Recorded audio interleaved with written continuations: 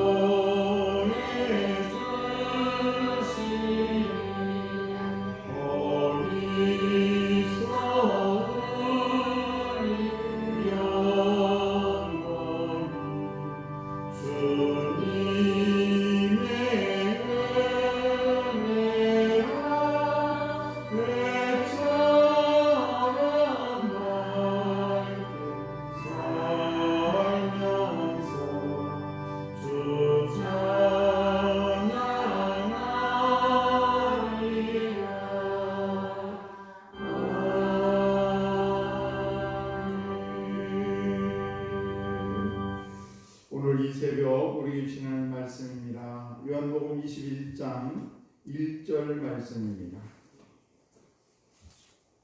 요한복음 21장 1절 말씀 같이 한 목소리로 받도록 있습니다. 시작. 그 후에 예수께서 디베레 호수에서 또 제자들에게 자기를 나타내셨으니 나타내신 일은 이러하니라. 아멘. 기도하겠습니다. 하나님 참으로 감사합니다. 저희들 기도할 수 있는 귀한 시간 주시고 또 이렇게 좋은 계절 주셔서 하나님의 전에 나와서 하나님을 찬양하며 이렇게 시작할 수 있도록 은총 베풀으심을 참으로 감사합니다. 아버지, 저희들 오늘도 우리 주님과 깊은 만남 갖기를 원합니다. 아버지, 우리 인생 살아가면서 늘 주님과 깊은 만남을 통해서 우리 인생의 날마다 축복 가운데 걸어갈 수 있도록 도와주시고 우리 사랑하는 성도들 날마다 주님으로 인하여 기쁨이 넘치는 복된 인생 될 수 있도록 주여 은총을 베풀어 주옵소서. 오늘부터 시작되는 특별 새벽기도 주님 기억하시고 아버지 한 영혼을 위해서 기도하게 하시고 아버지 저희들 늘 범사에 감사 넘치는 귀한 영혼들 다 될 수 있도록 주님 은총 베풀어 주실 줄로 믿습니다. 주님 구원의 역사가 일어나는 이웃 초청 감사절이 되게 하시며 성도들의 기도 제목 속히 응답하시고 제 비염을 치료하여 주옵소서. 강명순 사모 감사를 드렸습니다. 아버지 귀한 때의 기도대로 아버지 많은 구원의 역사가 이 재단을 통하여 일어날 수 있도록 도와주시고 귀한 때의 비염을 주님 치료해 주실 줄로 믿습니다. 최영석 유경아 귀한 자녀들 1.5 제목을 드립니다.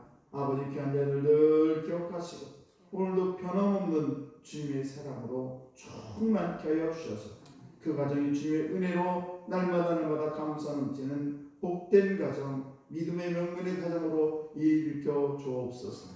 오늘도 이 사랑하는 성도의 모든 자녀들을 기억하시고 어디에 있든 무엇을 하든지 하나님의 영광을 나타내는 귀한 자녀들로 은총을 내려 주옵소서. 오늘도 모든 것을 다 주님께 의지하며 사랑 많으신 예수님 이름으로 축복하며 기도드리옵나이다. 아멘. 네, 귀하고 복된 새벽인 오늘도 이 귀한 새벽에 나오신 우리 성도 여러분, 하나님의 크신 은총이 여러분에게 충만하시기를 주의 간절히 축복합니다. 오늘 저희들이 함께 찬송한 찬송가 305장, 우리가 잘 아는 존 뉴턴이라는 분이 이렇게 찬양을 작시한 그런 곡인데, 이분이 나이가 이제 82세가 돼서 이게 기억력이 점점 이렇게 상실되고 있었습니다. 그런데 그런 상황에서 이분이 한 얘기가 있는데, 그건 뭔가 하면 두 가지 상황에서는 결코 두 가지 사실만은 결코 잊을 수가 없다. 내가 이렇게 기억력이 점점 쇠퇴되고 있지만은 두 가지 사실만 결코 잊을 수가 없는데, 그 첫째는 자기 자신이 죄인된 그런 삶을 잊을 수가 없고, 또 하나는 바로 자기 같은 죄를 구원해주신 예수님을 나는 결코 잊을 수가 없다라고 고백을 했습니다. 존 뉴턴은 우리가 잘 알다시피 과거에 실패자였습니다. 젊은 시절에 이제 노예를 잡아다가 이렇게 팔아 넘기는 노예 사냥꾼이었었습니다. 주님은 그런 사람도 변화시켰습니다. 그래서 우리 주님께서는 과거에 내가 어떤 삶을 살았는지 그거에 전혀 관여하지 아니하시고 언제나 우리들에게 새로운 기회를 주시는 참으로 좋으신 하나님인 것입니다. 그러므로 때로는 저와 여러분들이 실패했어도 그 실패를 딛고 일어서야 됩니다. 훌륭한 삶이라는 것은 뭐냐? 한 번도 실패하는 삶이 아니라 실패할 때마다 꿋꿋하게 일어서는 것, 이것이 바로 훌륭한 삶이라는 사실입니다. 누가 실패합니까? 도전하는 사람이 실패하는 것입니다. 아무것도 안 하면 실패할 일도 없고 넘어질 일도 없습니다. 그러나 누군가를 위해서, 무언가를 위해서 도전할 때 우리는 때로는 넘어지기도 하고 실패하기도 한다는 사실입니다. 만약에 우리가 도전을 하지 않으면 성공이라는 단어를 우리 삶 속에 있을 수가 없는 것이죠.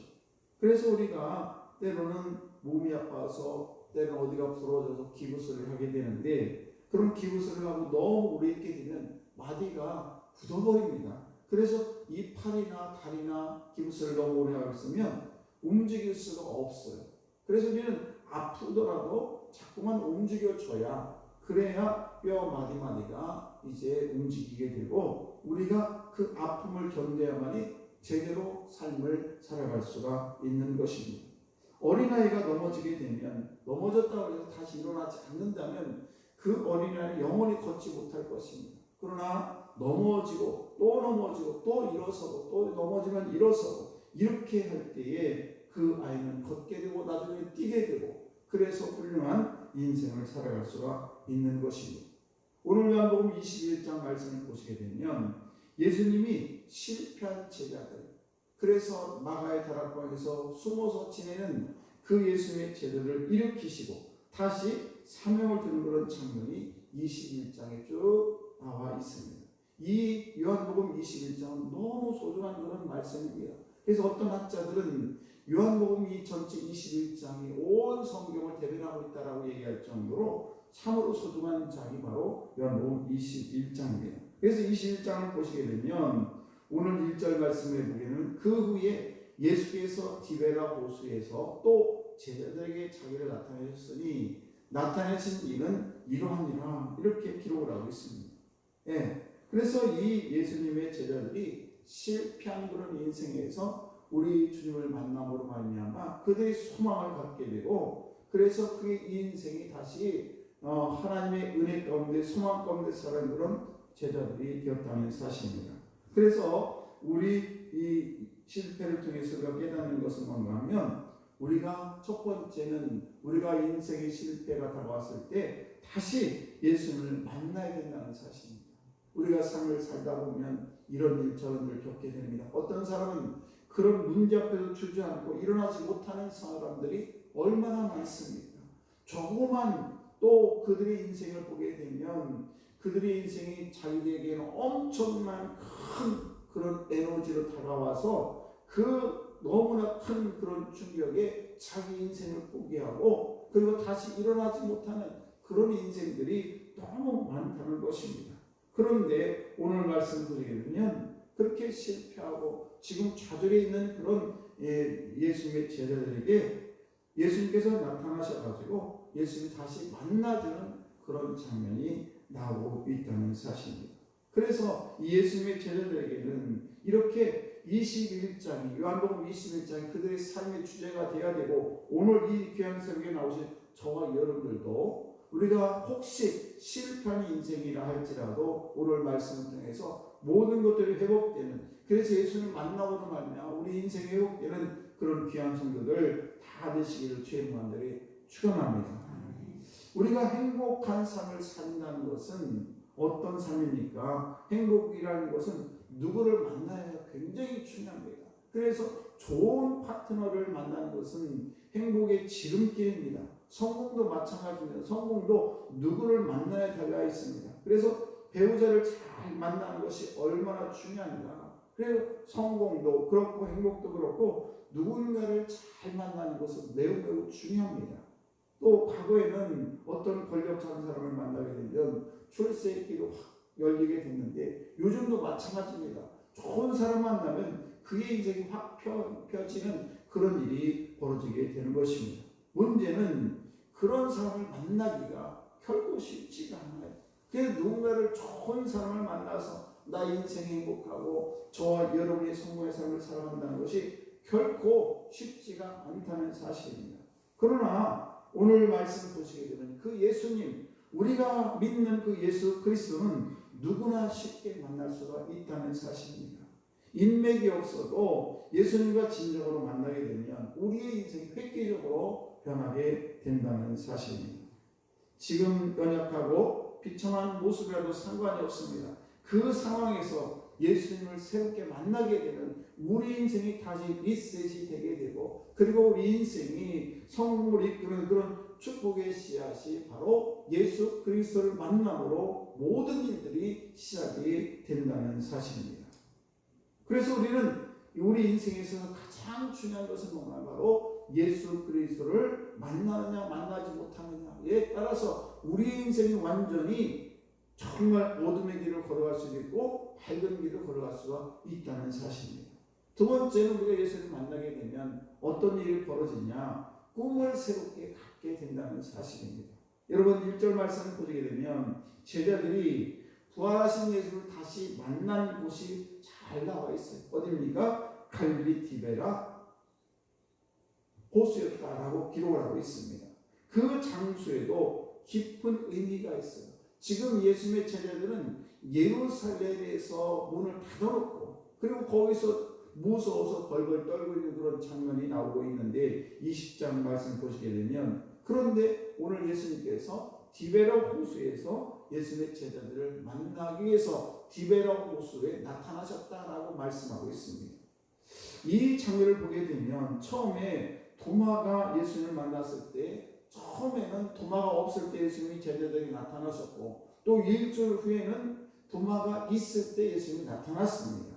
그리고 한동안은 그리고는 예수님이 나타난 장면이 나오지 않고 있다가 그래서 오늘 말씀 보시면 제자들은 나름대로 어떻게 하면 우리 부활하신 예수님을 다시 만날 수 있을까 그때 갑자기 다락방에서 최후의 만타를 끝내고 이제 감람산으로 찬양을 하면서 갈 때에 예수님께서 이렇게 말씀하신 것이 있었습니다. 마태복음 26장 32절 말씀 보시게 되면 내가 부활한 후에 너희보다 먼저 갈릴리로 가겠다라고 한 그런 말씀이 기억나게 된 것입니다. 그래서 그 말씀을 기억하고 이제 예수님의 제자들이 불이 나게 예루살렘을 떠나서 북쪽 갈릴리로 가게 되었던 것입니다.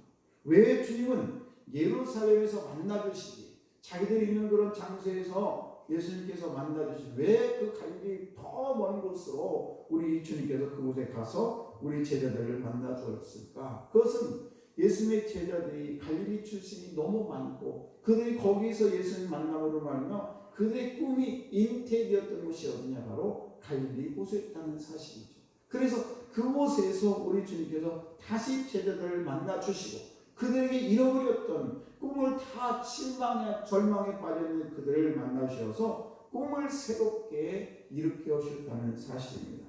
여러분 우리가 이제 꿈이라는 것은 뭡니까? 우리 인생에 있어서 청사진과 같아요. 어떤 설계도를 가지고 우리가 건축을 할 때는 청사진이라는 것이 있습니다. 그래서 그걸 가지고 우리가 이렇게 설계를 하고 건물을 지어나가듯이 우리 인생에 있어서도 때로는 이런 꿈이 없어지게 되면, 이런 청사진이 없게 되게 되면 우리는 절망에 빠지고 일어설 줄 모르는 그런 인생이 될 수밖에 없습니다.